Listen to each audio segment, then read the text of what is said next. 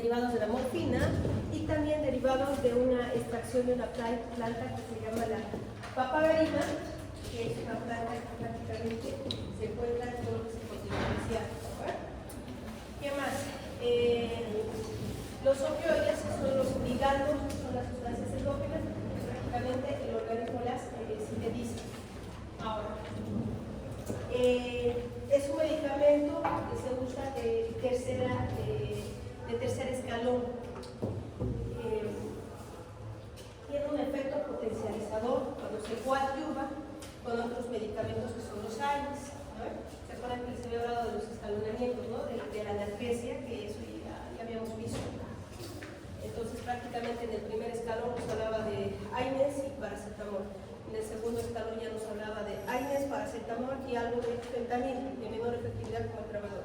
Tercer escalón ya nos hablaba prácticamente de un 100% de puro opioides, en este caso fentanil, remifentanil y morfina.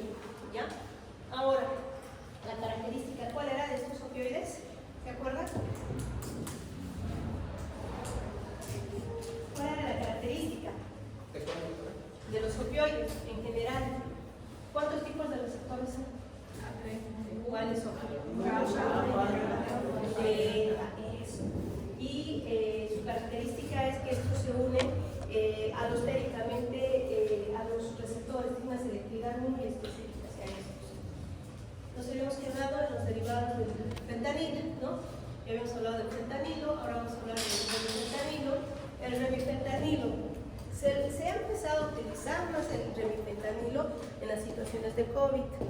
Como ustedes muy bien saben, nuestra población incrementó, la mayoría de nuestra población ingresaba a las unidades de cuidados intensivos porque hacían un síndrome de distrés respiratorio secundario, ¿no?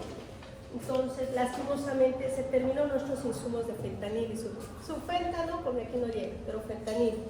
Entonces, tuvimos que recurrir al famoso remifentanil, que antiguamente no se lo usaba mucho y lo usaban más los anestesiólogos, pero ya después de lo que pasó este evento del COVID, ya se los empezó más a usar en el servicio de urgencias y de terapia intensiva.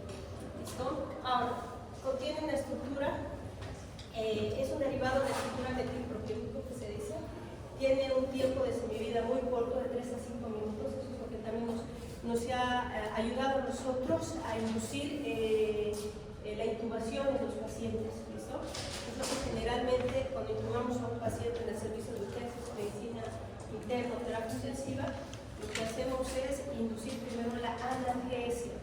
Nos inducimos la analgesia, luego de la analgesia recién inducimos con la sedación y luego inducir con la sedación, y si el paciente todavía está un poco despierto, no encontramos el confort del paciente, recién inducimos a los relajantes musculares, no se olviden. Entonces, como primera opción siempre la analgesia en el paciente no puede tener dolor. Entonces, en este caso, actualmente se usa el remifenta y se usa el fentanil. ¿Listo? Ahora, ¿cuál es la contraindicación del remifenta?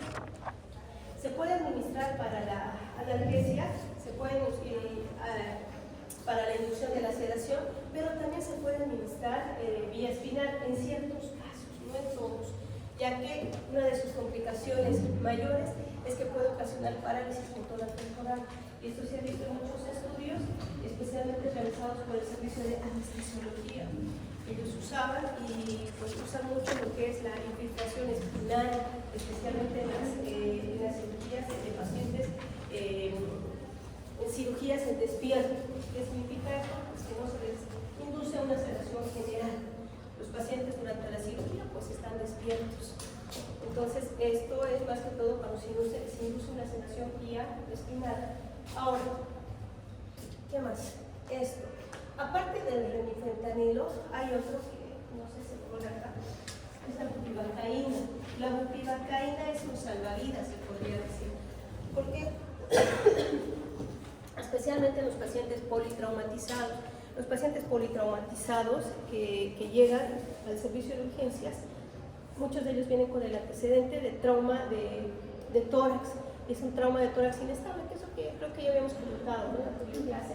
Estos pacientes con trauma de tórax presentan alteraciones en la mecánica ventilatoria, pero es precisamente incluso por el dolor. Porque no se olviden que en las costillas existe un paquete básculo nervioso en la porción superior, y cuando la costilla o hay un trazo fracturario, pues se lesiona este paquete básculo nervioso. Entonces es muy doloroso para el paciente. Imagínense con una fractura de 3 o 4 segmentos.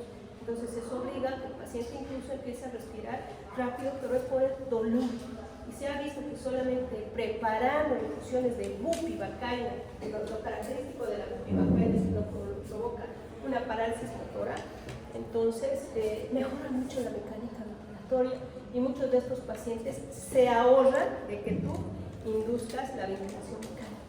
Es decir, le pones y les titulas la bupivacaina con la bomba de infusión continua, estos pacientes sienten un placer, mejoran la mecánica ventilatoria y se salvaron del ventilador mecánico. Ustedes saben que el ventilador mecánico es nuestro último recurso, pero no quisiéramos intubar a todos porque muchos de ellos no salen o salen pero no inmediatamente, salen 3 a 4 días y son pacientes incluso que se llegan a complicar por neumonías asociadas a ventilación. Entonces mejor si haces todo para no intubar al paciente.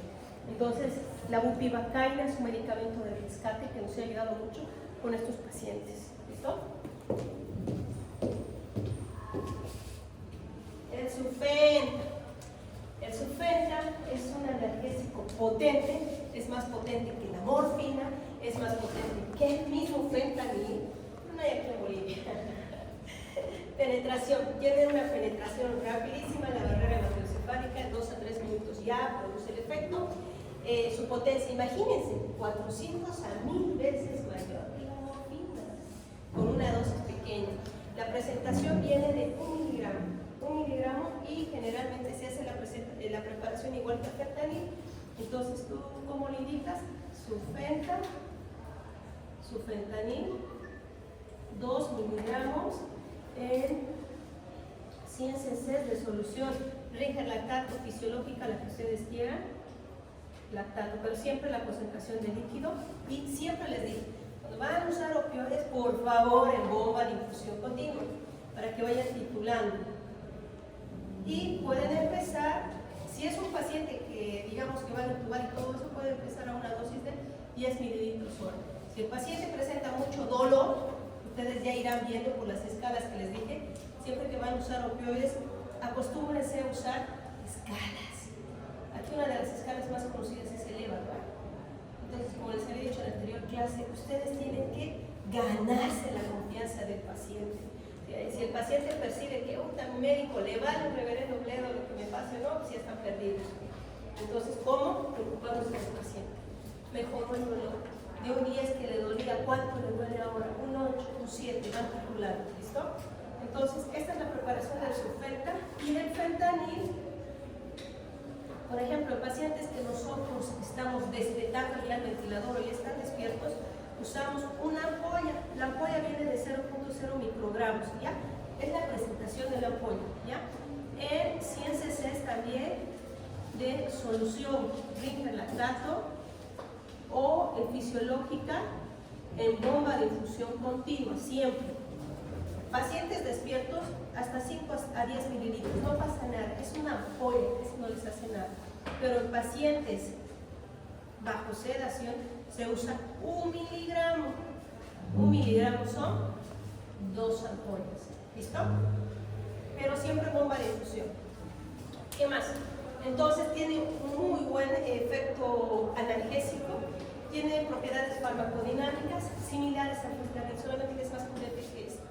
Ahora, sus efectos también se puede administrar vía epidural. Se usa también en las embarazadas, ¿ya? Pero en las embarazadas, en el proceso de cesárea, nada más. Lastimosamente esta no viene en comprimidos. Si vendría en comprimidos, yo creo que sería muy efectivo. Como dicen, no es 1000 a 4000 o es 400 a 1000 veces más que la morfina. El tramadol. El tramadol, pues todos lo conocemos. ¿Quiénes se han administrado alguna vez tramadol? Nada, nunca, nadie se ha fracturado nada. La pierna, solito. Entonces, yo ahora bueno, yo era mis traviesas. Yo 3 veces me fracturé. Y en las 3 veces que me fracturé, pues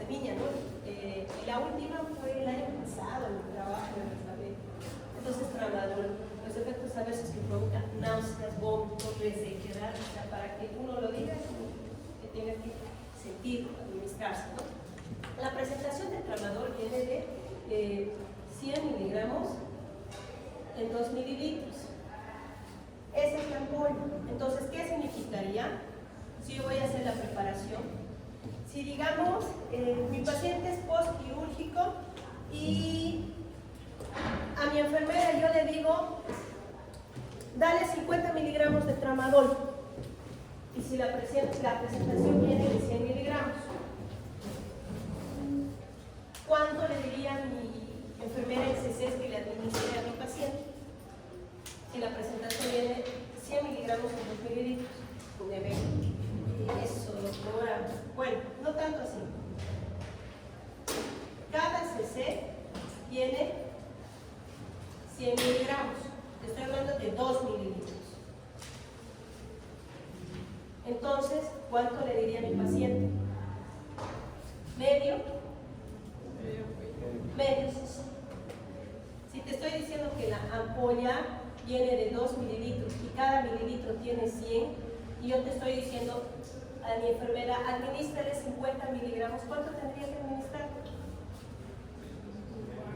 Medio cc, ¿verdad? Medio cc. ¿Listo? ¿Qué más?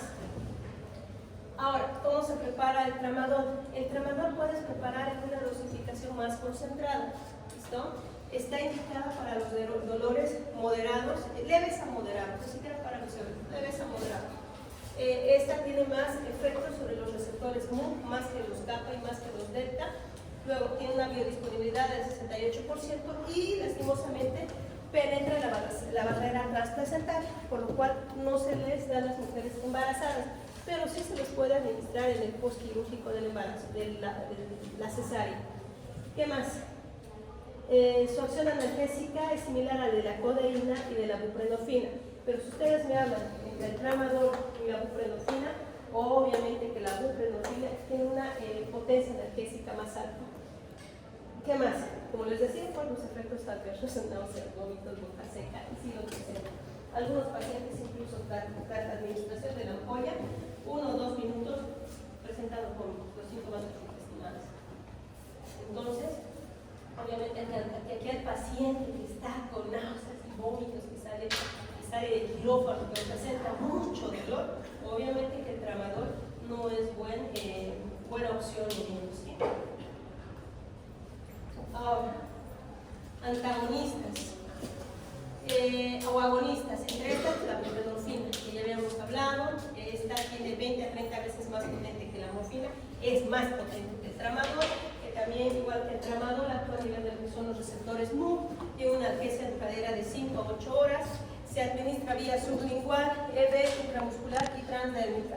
La verdad, vía sublingual no la vi aquí, tampoco allá de donde yo vivo en México, tampoco la vi, pero sí EB, y es otra segunda opción.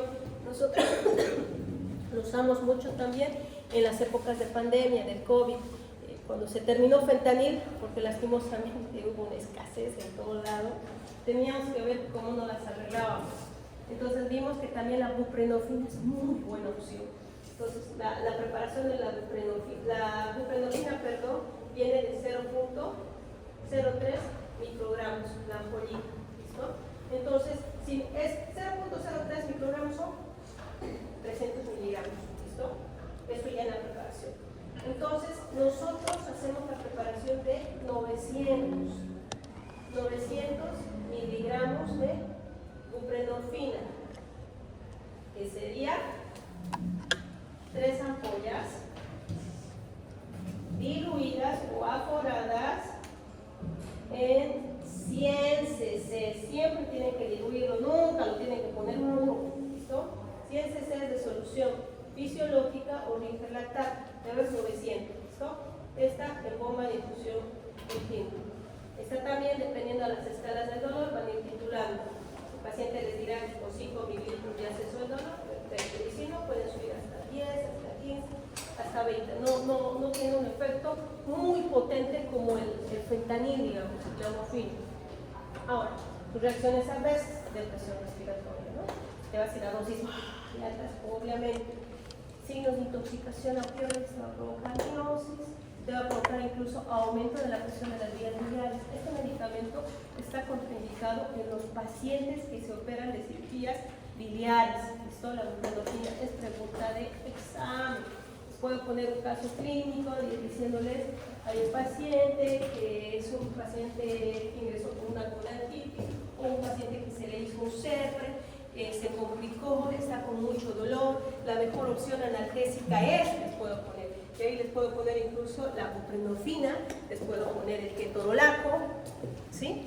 Pero obviamente, ya saben, está contraindicado en los pacientes postquirúrgicos o de vías biliares. ¿Qué más? La naloxona. La naloxona es el antídoto, ¿no? Es el antagonista puro de los receptores. Actúa a nivel del receptor delta y kappa. Entonces, es un medicamento muy utilizado en los casos de intoxicación de opioides. Un claro ejemplo. Les comenté, ¿no?, que muchos anestesiólogos, generalmente a veces, después del procedimiento quirúrgico, extuban a sus pacientes, muchos de ellos, por querer irse rápido, no querer esperar lo que es el postquirúrgico, porque la obligación del anestesiólogo es: yo lo opero a mi paciente y tengo que esperar a que mi paciente esté estable, despierto, para yo extubarlo y pasarlo a la sala, ¿no? Muchos de ellos, no, que me tengo que ir, o algo pasa. Pero la cuestión es que los extuban y el paciente no despierta. No despierta y vienen a UTI. Mire, le comí, lo estuve, gasométricamente está estable, pero no despierta. ¿Qué le metiste? ¿Con qué lo operaste? ¿Qué usaste en analgesia? ¿Cuánto fue la dosis? Estetora, o sea, fentanil, la dosis de 0.7 microgramos, son las dosis óptimas, no despierta. Entonces, ¿qué pasó? Lo ves al paciente, sí, está con disminución de la frecuencia respiratoria, hemodinámicamente estable, pero miren las pupilas uniformes. Entonces, ¿qué te? Intoxicación. Y le valió, digamos, al anestesiólogo. Lo que el anestesiólogo tenía que hacer es esperar. Se espera al paciente que esté despierto, tenga reflejo en tus hijos, del tutor y todo, para que tú los puedas extubar. Ah, bueno, doctora, ¿está apurada? Sí, doctora. Ah, ya entendí entonces por qué el paciente se extubó rápido. Bueno, entonces, la opción es naloxona. Se administra naloxona, pero estos pacientes que administran naloxona tienen que estar monitorizados, porque hacen complicaciones cardiovasculares, incluso pueden ser arritmias. Entonces, pues necesitamos meterlo a la UTI, aplicarle la naloxona y ir viendo, ¿no?, evitar estas complicaciones. ¿Qué más? Una de las complicaciones más frecuentes de la naloxona es la dependencia. ¿Listo? Si esta dependencia, pues también te puede llevar a lo que es la abstinencia posteriormente. Las indicaciones, pues, antagoniza la analgesia y antagonismo a la depresión respiratoria. Se ha visto en estos pacientes que presentan depresión respiratoria, es decir, que la frecuencia respiratoria va menos de 8, 6 por minuto, tú les administras la naloxona, a los 2 a 3 minutos revierten. El paciente está ya más despierto, está más rápido, con una mejor mecánica respiratoria. Pero ojo, si van a administrar naloxona, el paciente tiene que estar monitorizado por los efectos cardiovasculares que presenta este medicamento. Ahora, ¿qué más es eso? Vamos a ir a un caso clínico. ¿Quién me lee el caso clínico? No se peleen. Paciente masculino de 28 años, sin antecedentes médicos, crónico de importancia y sin antecedentes de uso de opioides.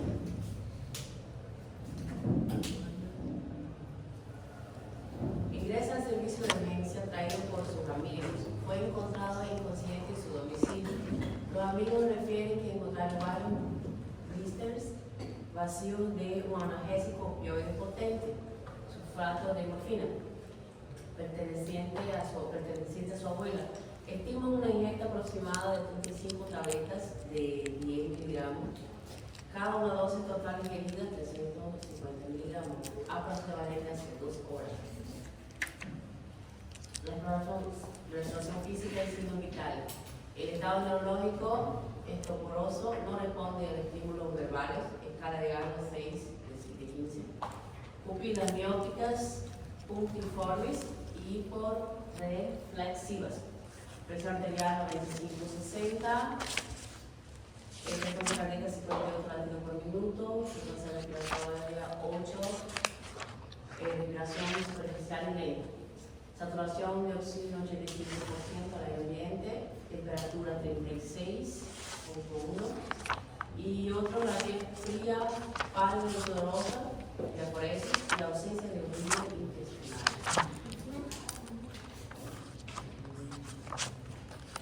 Hasta aquí. Analicemos. ¿Cuántos años tiene? 28 años. Sin antecedentes crónico-degenerativos, ¿no? Sin antecedentes de opioides. ¿Qué le llama la atención acá?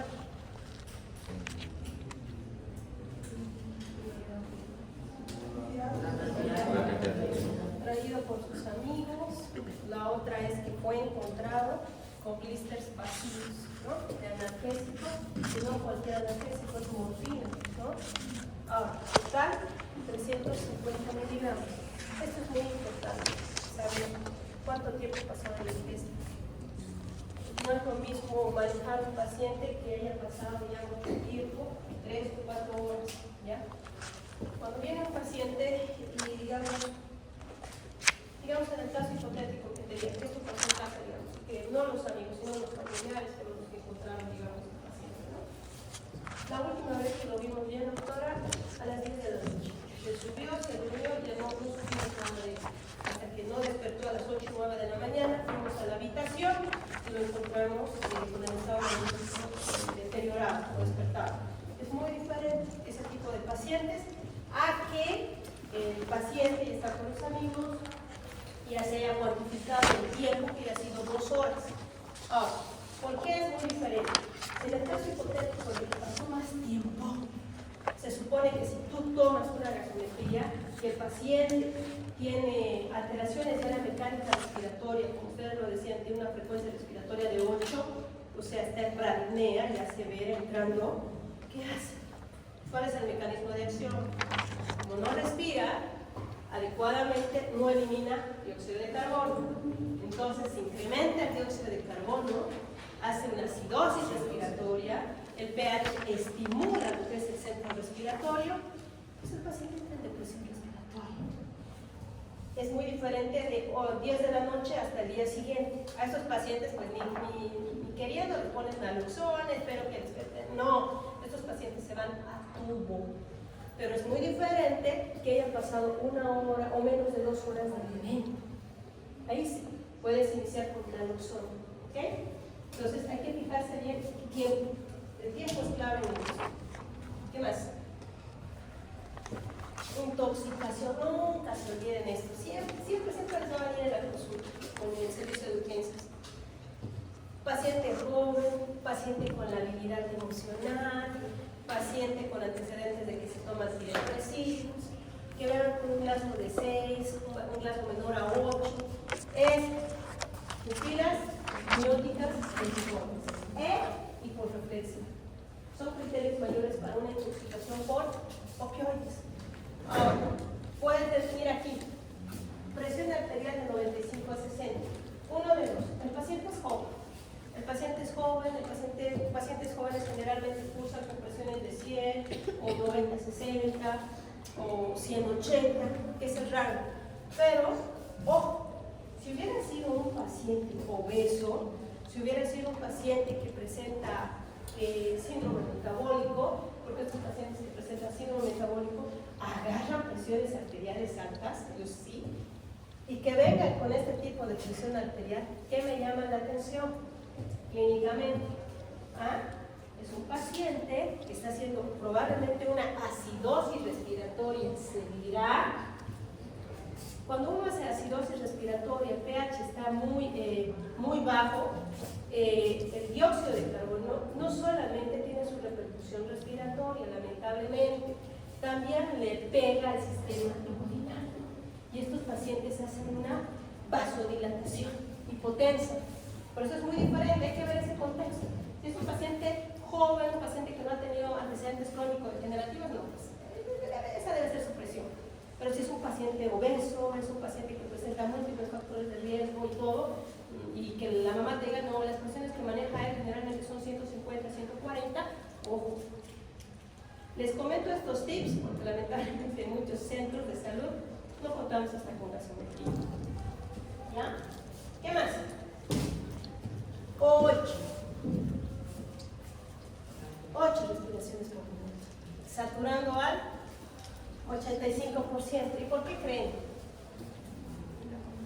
Si le pega el hemodinamio, el paciente hace vasodilatación, los pacientes tienden a dar insaturación, porque llega bajo flujo sanguíneo a nivel de lo que es el sistema respiratorio, existe una hemostasia a nivel alveolar disminuida. Entonces estos pacientes hacen saturación. A nosotros nos pasa, por ejemplo, cuando el paciente chocado o el paciente con cualquier patología respiratoria está en acidosis respiratoria, tiene mucha variabilidad de la presión arterial y por ende desatura. ¿Listo? Ahora, ¿qué más? Piel fría, pálida, sudoración y ausencia de ruidos intestinales. ¿Se acuerdan? ¿Cuál era la característica de los opioides? Aparte, ¿cuál era, doctora? Era sangrado en tu AINES, esos son los AINES. Los opioides. A un estreñimiento. paciente no se puede poner más de 7 días en infusión opioide. ¿Por qué? Porque provoca disminución de los ruidos intestinales, provoca hipomotilidad, especialmente en nuestros pacientes ya mayorcitos, en nuestros pacientes geriátricos. Al no haber buena motilidad intestinal, ¿estos qué hacen? No hacen popó. ¿Y qué pasa? Se ocluyen. Y si el médico no se da cuenta que el paciente está ocluido, que más de 2, 3 o 5 días no hizo sus necesidades, te tomas una radiografía, está con el abdomen distendido, a la percusión mate, está ocluido, llamen al cirujano, el cirujano viene, no pues, vamos a entrar a procedimiento quirúrgico. ¿Cómo no se dieron cuenta que el paciente está ocluido? Y si está claro, ¿verdad? Entonces los opioides, uno de sus efectos adversos es eso, provocan oclusiones intestinales secundarias a la disminución de la hipomotilidad de nuestros pacientes. ¿Qué pasa? Claro. Ahora, ¿quién me habla de los mecanismos de acción de la farmacodinámica de la morfina?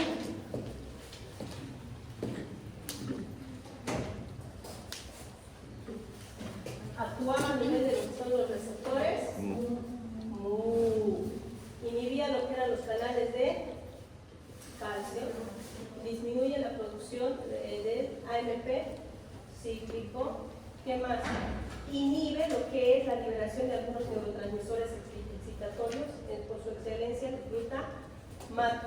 Esas son preguntas del caso clínico, por si acaso. ¿Y cuál era la triada clásica de la intoxicación? Pregunta de examen también va a ser. Eso de las pupilas, acuérdense del caso clínico, ahí está como libro. Pupilas mióticas o puntiformes. ¿Qué más? Depresión respiratoria. Eso, llegó con un rasgo de 6 el paciente. ¿Qué más? Depresión respiratoria, porque estaba con frecuencias respiratorias de 6 y llegó con depresión respiratoria porque estaba con un rasgo de 6. ¿Bueno? Eso. No se olviden. Listo. ¿Alguna duda? Doctora, mencionó que la naloxona no solo se puede usar en un tiempo determinado, puede ser mayor o Puede ser en el contexto, digamos, de pacientes jóvenes. Tú tienes que verlo, eso tienes que valorar en el sentido, si el paciente, digamos, está con una buena saturación, si el paciente está, digamos, con una buena presión arterial, sí lo puedes hacer. Pero si el paciente, en el caso hipotético, estuviera con una presión arterial muy baja, con una frecuencia respiratoria muy baja, muy deteriorada, no creo. ¿Por qué? Porque indirectamente, no se olviden eso, cuando un paciente hace apneas por tiempo prolongado, se supone que incrementa lo que es el dióxido de carbono. El dióxido de carbono hace que el pH baje, acidifica y el paciente hace una acidosis respiratoria. Si esa acidosis respiratoria es severa, les hablo de una acidosis respiratoria mayor a 60, 70, incluso 80 de CO2, repercute en el sistema hemodinámico y por ende el paciente está hipotenso. tenso. En un paciente con inestabilidad hemodinámica, más de 2 horas, pues vas a valorar y vas a decir, no manches, puede complicarse aún más, y más las alteraciones cardiovasculares que hace la naloxona, entonces es riesgo-beneficio. Pero si ves que el paciente está con una buena presión arterial, qué sé yo, con una buena saturación y todo eso, puedes animarte, digamos, y darle la naloxona. Pero si ya tiene compromiso hemodinámico, no. Ahora, en esto, el tiempo es oro en ellos. Si les llegan estos pacientes de estas características, la pregunta del millón: ¿cuándo fue la última vez que lo vieron bien al paciente? Y vayan catalogando de ahí. Si es menos de 1 hora, 1 hora y media, 2 horas, pues denle la naloxona y monitorizados. ¿Listo? Pero si no, intúbenlos, sin miedo, intúbenlos. Va a ser peor a que ustedes, no, le daré